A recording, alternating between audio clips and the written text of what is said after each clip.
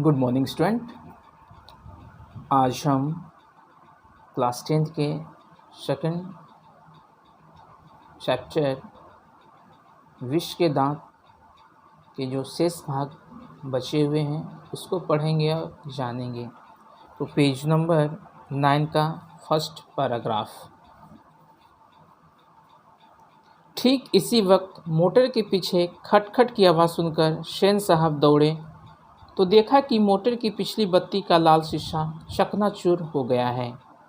पुत्र की ऐसी हरकत के बावजूद उन्होंने अपने मित्रों से कहा, देखो या देखें आप लोगों ने, कल पुर्जे के प्रति दिलचस्पी होने के कारण काशू कुछ न कुछ शरारत करता ही रहता है। अब सेन साहब के पास अपने बच्चे के लिए कुछ बोलने के लिए नहीं रहा, डांटने के लिए नहीं रहा। वो डांट नहीं सकते थे अपने बच्चे को क्योंकि वो दुलारा था, प्यारा था, छोटा था। इसलिए अपने बेटे की गलती को छुपाने के लिए वो अपने दोस्तों के सामने कहता है कि देखें किस तरह मेरे बेटे को कल पुर्जे से प्रेम है, दिलचस्पी है। निश्चित ही इसमें एक इंजीनियर बनने की दिलचस्पी लगती है। तभी उनके मित्र मिस्टर सिंह उन्हें नमस्कार करके दरवाज़ा खोलने के लिए जो ही आगे बढ़े तो ही देखा कि चक्के की हवा सेन साहब का पुत्र कासू निकाल चुका है। पुत्र की शरारत को नज़रअंदाज करते हुए सेन साहब ने अपने मित्र मिस्टर सिंह से कहा कि कासू चक्कों से हवा निकालने का तरीका जान गया है, इसलिए शरारत कर बैठता है। इससे लगता है कि इंजीनियर बनने की दिलचस्पी और जज्बा उसके कन-कन और रग-रग में समाहित है। आगे पैराग्राफ में है, अंदर लौटते ही सेन साहब ने नौकर को मदन के पिता गिरधर लाल, जो उनकी फैक्ट्री में किरानी था, को बुला लाने का हुक्म दिया। गिरधर लाल उनके सामने सिर झुकाए हुए कैदी के समान खड़ा हो गया। सेन साहब ने उसे हिदायत यानी डांट फटकार भरे शब्दों में कहा, अपने बेटे मदन पर ध्यान रखो, क्योंकि ऐसे ही लड़के आगे चलकर गुंडे, चोर और डाकू बनते हैं। क्यों? क्योंकि उसका ड्राइवर से उसका कुछ झगड़ा हुआ था, उसकी माँ का बकझक हुआ था वो बच्चे के कारण। इसलिए गुस्सा में आकर अपने बेटे को ना डांटकर उसके यहाँ जो काम कर रहा था वर्कर, उसे बुलाकर वह डांटते हैं और फटकारते हैं, उसके बेटे की गलती को बताते हैं। गिरधर लाल उनकी बात चुपचाप सुनता रहा और घर जाकर पुत्र को निर्ममता से यानी बहुत ही बुरी तरह से पिटाई कर दी। फलतः मदन के चित्कार से सेन साहब का आरामदेह शयनकार गूंज गया और जिस कक्ष में वह आराम कर रहे थे उस कक्ष तक उसकी मार की पीठ की जो आवाज़ थी, बच्चे के जो रोना था, उसको सुनाई देने लगा। मदन की यही दवा है, और वह बोलता है मदन जो लड़का है उसका यही दवा है, उसका पिता उसे ठीक कर रहा है। मेरी तो तबीयत हुई थी कि कमबख्त की खाल उधेड़ दूं, लेकिन गिरधर ने भी वह कर दिखाया। मदन की करुणा रुदन से श्रीमती सेन की नींद टूट गई। उन्होंने अपनी खोज मदन पर उतारती हुई कहा, कमबख्त कैसा कौवे की तरह चिल्ला रहा है। और उसकी जो पत्नी थी सेन साहब की, वह गुस्से में खिजाए हुए वह बोलती है, कमबख्त कैसा कौवे की तरह चिल्ला रहा है, यानी कौवे की उपाधि उसके बेटे को मिलता है, गिरधर लाल के बेटे को। भिखमंगा कहीं का खोखा की बराबरी करता है। दूसरे दिन एक विचित्र घटना घट गई। संध्या समय मदन अपने साथियों के साथ बंगले के बगल वाली गली में लट्टू नचा रहा था। बच्चों को खेलते देखकर सेन पुत्र हंस कौवे की जमात में शामिल होने के लिए ललक गया।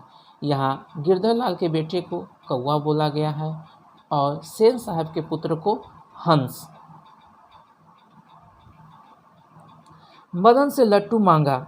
अन्य बच्चे देने को तैयार तो थे, लेकिन उनके अपमानित प्रताड़ित लीडर मदन को यह बात मंजूर नहीं थी, क्योंकि इस बच्चे का भी एक ग्रुप था। हमने 3-4 दोस्तों के साथ वह खेल रहा था, सब कोई देने के लिए तैयार था, लेकिन मदन को इस तरह हालत को देखकर उसे जो प्रताड़ित की गई थी, उसे जो प्रताड़ना दी गई थी, इसे सोचकर वह देना भी नहीं चाह रहा था। उसने डांटते हुए कहा, अब भाग जा यहाँ से, बड़ा आया है लट्टू खेलने वाला, है भी लट्टू तेरे, जा अपने बाप की मोटर पर बैठ। इतना सुनते ही कासू ने आव देखा न ताव मदन को एक घूंसा मार दिया। मदन भी कब चुकने वाला था, वह भी इस घूंसे को सहन नहीं किया।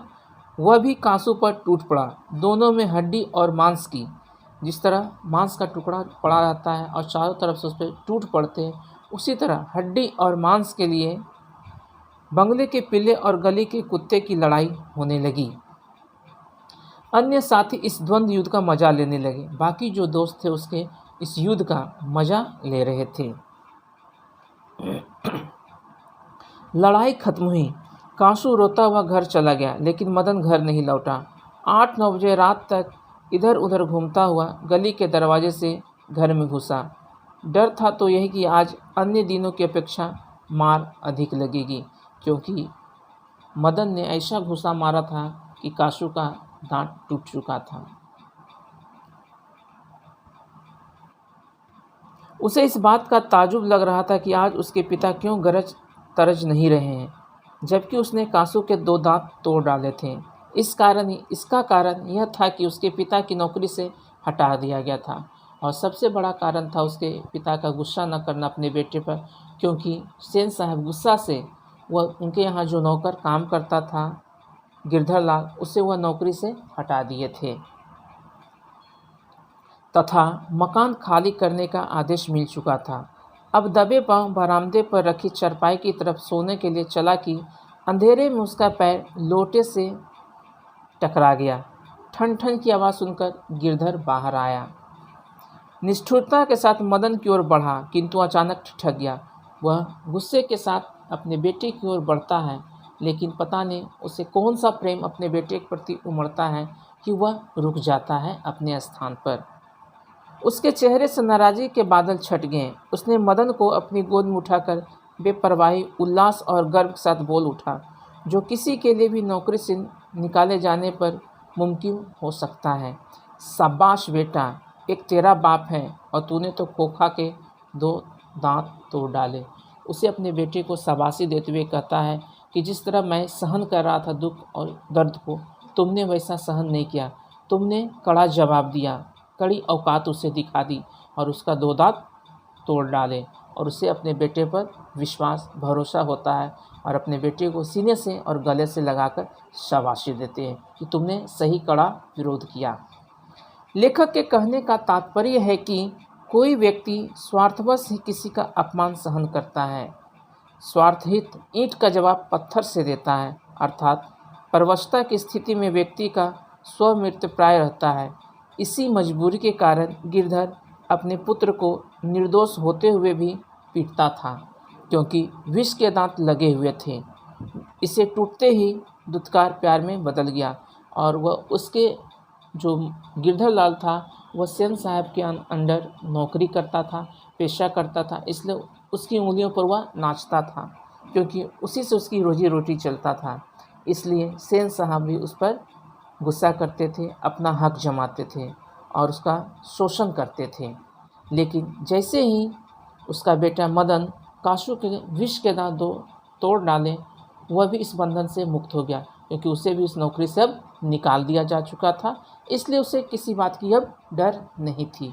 इसलिए वह बेटे को अपना शाबाश देता है और उसको प्यार करता है। तो यह कहानी का सारांश था।